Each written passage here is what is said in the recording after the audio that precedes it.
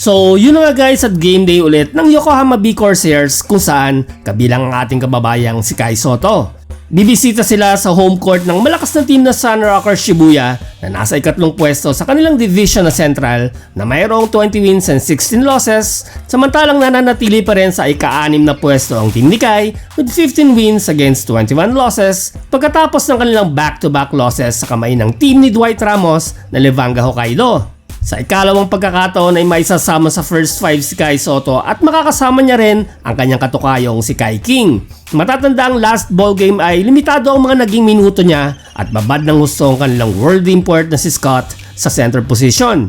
Maganda ang panimula ng Yokohama at nakakuha pa nga ng steal si Kai bago ang tres ni Hawkins.